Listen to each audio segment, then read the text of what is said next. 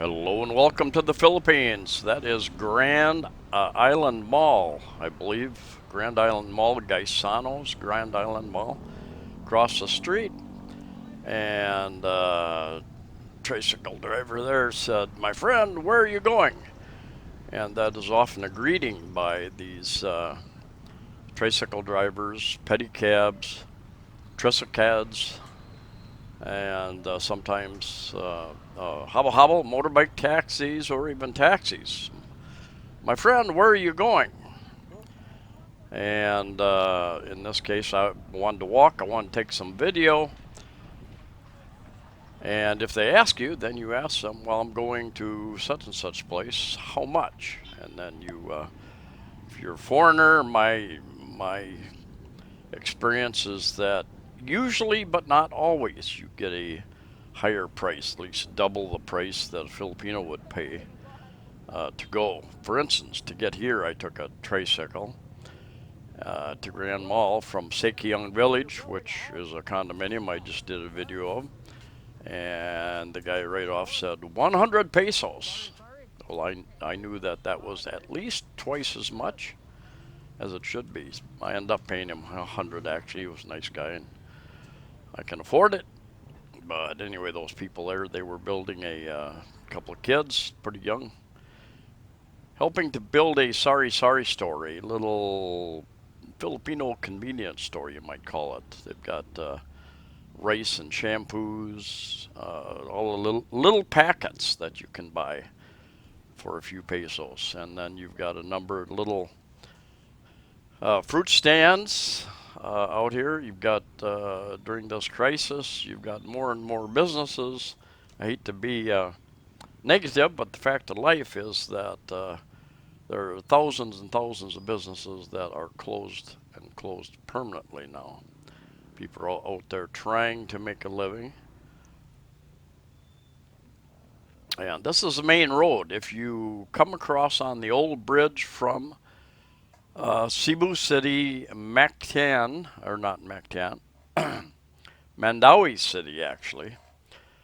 This is the Tri-Cities area. Cebu City, Mandawi City on the other side of the bridge, and then Lapu Lapu City over here on Mactan Island. They are considered the Tri-Cities area. And this lady here, she had really a big assortment of bulk foods, even cat and dog food, as well as rice and other chicken food, pig food. So she could supply your animals. Anyway, I was up here I was over here. This was like the first day after they announced tighter restrictions, tighter travel restrictions. And what happens in the Philippines, they will make an announcement like that, and it does not take effect immediately. It takes several days for the logistics to be ironed out. And one thing in this case, as a matter of fact, you see there's very few people out here on the road. Very, very few people out here on the road.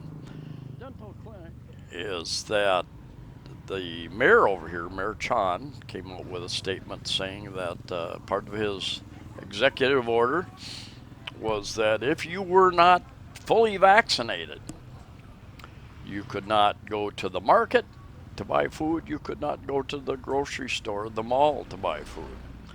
So people are rushing down trying to get vaccinated. Well, there's a shortage of vaccinations.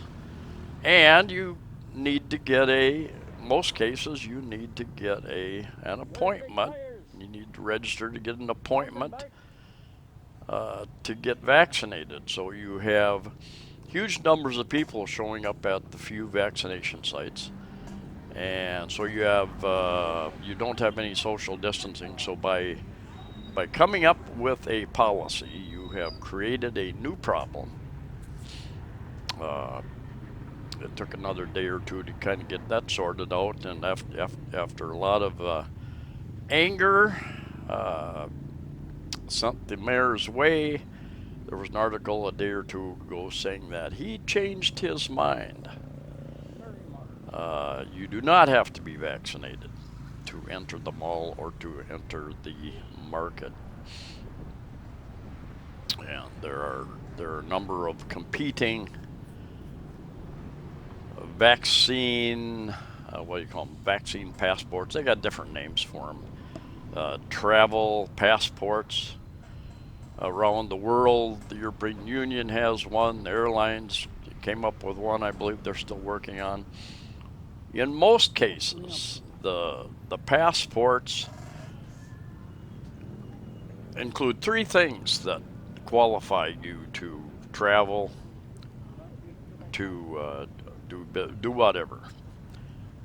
If you are vaccinated, and if you are vaccinated with approved, quote unquote, approved vaccines, every group approves a different group of set of vaccines. There are more vaccines coming on the market being tested.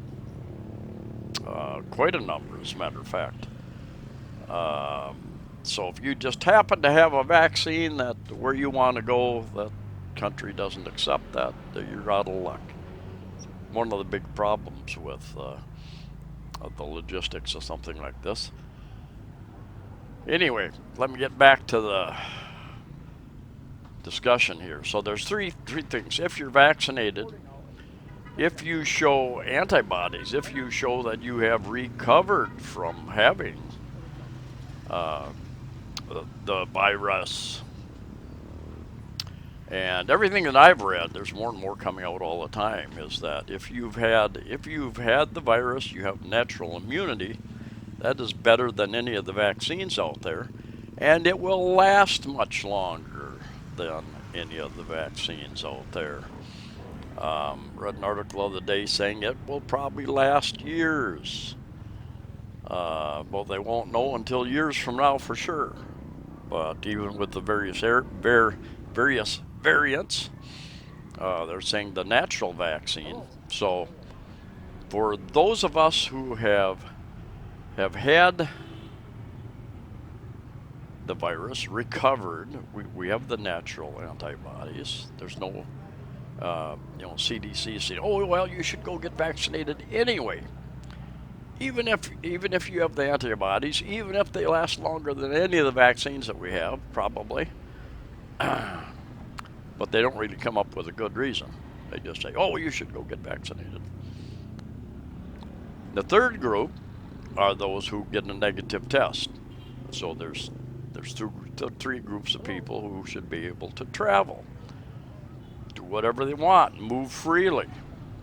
Now, I'm not going to get into that discussion about discrimination, about marks, about wearing a proper mark on your arm or hand, and privacy issues, all those sorts of things that are embedded in many laws in the European Union, in the U.S., in Canada,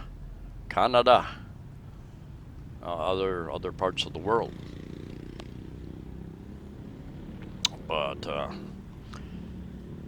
anyway, here it is. We're going to be going into the middle of August, September, October, November. The fall and winter months are the big travel times here in Southeast Asia.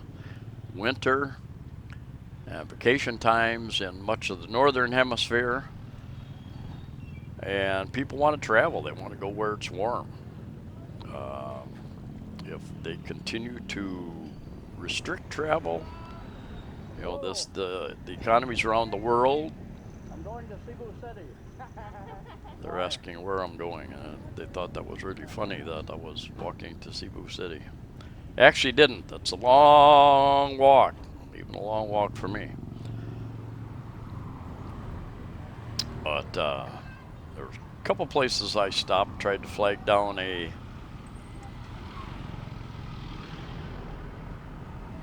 taxi or hobble motorbike taxi, and I did not. There were several tricycles, Triscats, that would stop, see if I wanted to ride, but I didn't. I talked to a couple of them, and they just drove off. I told them I wanted to go down close to the old bridge where I would cross over, and without talking to me, they just drove off. So apparently they weren't going there. And I found out later that a lot of these guys, they will go. Their sign on their unit says from Grand Mall to anywhere, something like that. But they don't really go anywhere. They're limited on certain roads. They're limited to certain areas of the city. I guess somebody can inform us about that in the comment section.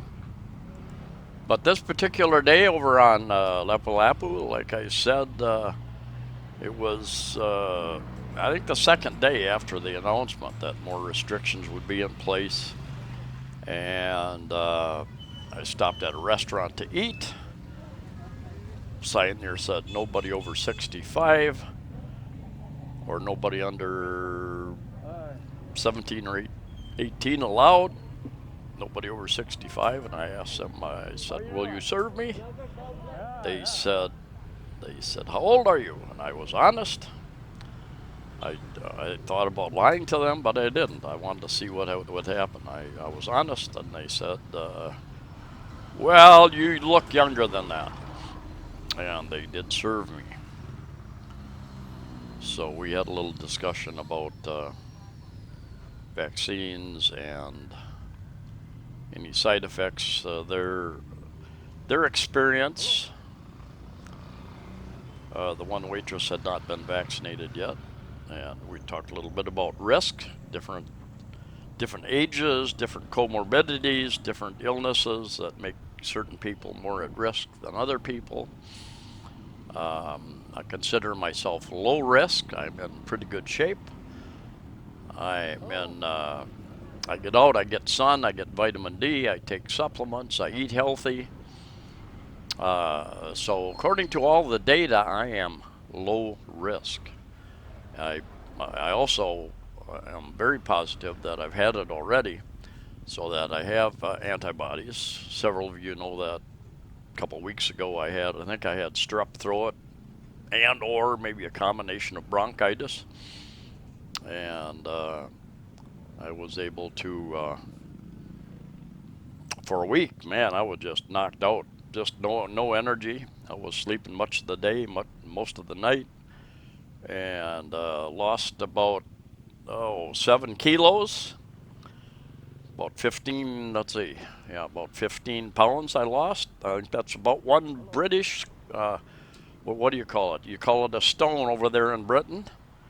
A stone is about 16 point something kilograms. Had to look that up. Didn't know that before.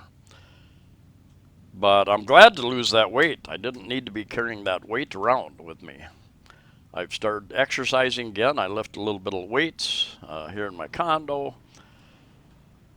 and get out and walk, and starting to feel a whole lot better. I'm starting to gain a little bit of weight back too, muscle weight, because I had lost a lot of that weight I had lost was actually muscle weight. It wasn't fat weight, but I can tell that I've lost some stuff that I didn't need anyway. Now, looking into the future here in the next few days, a couple days I'm going to be doing a video with JR at JRC Visa Consultants. See, there's a van over there I could have grabbed going over to Cebu. But anyway, I am going to do an interview with JRC Visa Consultancy. Of course, many of you used him. Many of you are aware of him. He's got a visa consultancy, so if you've got issues with your visa, you've overstayed, or you need an extension, or Cebu Doctors Hospital back there, or Mactan Doctors Hospital. If you've need a marriage visa, a work visa, different options, talk to him. Motion for reconsideration if you've overstayed your visa. He's helped a number of people out with that. He's helped me out with my visa situation. And I used to do all that stuff myself. Guys like that, they know the people in the agencies, they know the system, they know the language. Unlike some of us who might get irritated and get confrontational, they keep their cool head and they know how the system works. So it can be to your advantage to use somebody like that. He is also a registered real estate broker as well as an appraiser. So if you're looking to buy or sell real estate, and then he's got a lawyer and accountant on staff also, so he can take care of prenuptials. He can take care of other legal issues having to do with business consulting. He's got a fellow on his staff that has been involved in helping to set up bars, restaurants, managing those types of things, as well as other types of businesses. So they're getting into business consulting, business management, the accounting side, the lawyering side. If you need something written up, I'm talking to a friend about a will, getting up last will and testament. So many expats really kind of let everybody over here, all their loved ones, kind of hanging. Another expat died the other day. I had met him at a UFC fight at one of the bars, and very unexpectedly, seemed like he was a relatively healthy guy. Too many good guys leaving early, and so it's good to take the proper steps. Make sure that you have provided for those who have helped you, provided for you, loved you, taken care of you. I've also got a number of you. I told you in one of my last videos that I was going to start doing some videos about expat stories, and I've got a few of those people I've met over the years. I've done one or two a couple of years back, and I had planned on doing that regularly, and it just kind of fell by the wayside, got busy. And several of you have sent through different stories, different experiences that you have had or are going through presently. I will, in the next couple of days, I will start putting up one or two of those, probably every other week, and looking for more of that type of thing too. Your experiences here in the Philippines, your experiences traveling, your experience as you've traveled to other countries. And one of the things I appreciate about expats, meeting expats, many expats have traveled to many other countries, and they are a wealth of information. Sometimes sometimes that information is very, very valuable, insightful. Occasionally, you got to take it with a grain of salt. Everybody's experience is a little bit different. Their outlook on life is a little bit different. So keep that in mind. But I have found that, first year and a half here, Good afternoon. he's the guy's putting in fiber optic. What are you putting in, fiber? Yes, New fiber, huh? yes, fiber optic repair. Oh, okay. Very good. No. Anyway, there's actually a lot going on, considering that the economy is in a somewhat of a state of recession, depression, lockdown. Many companies not allowed to be open for the next close to a month anyway. And you can see the solid line here, that is supposed to be on where I'm walking.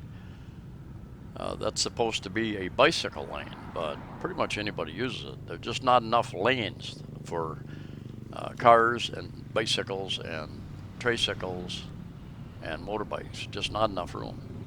So, whereas in the U.S. there would be a lot of road rage. There is some here, more so with the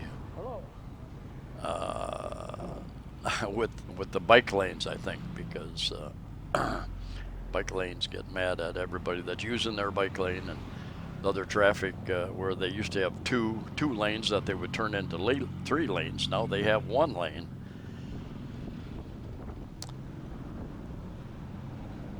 Anyway, there's your petrol, your Diesel, gasoline, and 44.7. diesel prices. That's the 54. So those of you who have sent me a little information about your experiences and your travels. Some of you are out there right now, and I'm wondering, you were able to get on a flight and you weren't sure if you're going to make it to the Philippines or not, or if you were going to end up in Hawaii or Guam. Still waiting to hear from some of you to see if you've actually gotten here to the Philippines and made your connection with your loved one. Anyway, those of you who have experiences, any type of experiences, love life, starting a business, ending a business, starting a life here in the Philippines, choosing one country, changing your mind, going to a different country, different issues that you've had, please send those my way and email. I've got an email called Amazing Philippines Do It Now at gmail.com. It's in, I believe I put that link to the, in the first comment. I pin a comment on my videos, so it'll be there. So anyway, this day over here, I thought perhaps I would have some issues with a checkpoint or something. There were a couple checkpoints, one coming and going someplace in here, but at the time they were only checking motorbikes, it seemed, for driver's license, to see if they have authorization to be outside of their house. And when I was going back, there were no checkpoints. Somebody said no, earlier in the morning and later in the afternoon, later in the evening, closer to curfew time. They've tightened up the curfews. So what does that mean? If you tighten up the time that people can be out, it means you're going to have more people out during that shorter period of time. Does that mean, this is a question, does that mean that you're going to be packing, you're going to be less social distancing, because people are forced to go do what they need to do in a shorter period of time? It would make sense that there are going to be more people crowded together in the stores, in the markets, in these stores by the side of the road. That's where many people do their commerce. So they've got an hour or two less time to do that. So more people rushing and standing in groups, standing in lines. Perhaps that's not such a good idea, shortening the curfew. Just an idea, worth some thought. Anyway, Filipinos are still extremely friendly. I have a habit of greeting almost everybody, many people, and Chicken farm, I think. 99% of the time people greet me back. Good morning, sir. Good afternoon. How are you? My own hopon. And they will stop and chat with you. They take time to live. That's what I love about the Philippines, Philippine people. They take time to enjoy life. No? Anyway, I asked him, I thought maybe he was going to Hello. Cebu. I could jump on, get a ride over there. I did finally end up getting a hobble ride up here a little ways. And that will be another video. But anyway, get out, enjoy the sun, enjoy the air, stay safe, stay healthy, and I'll see you next time.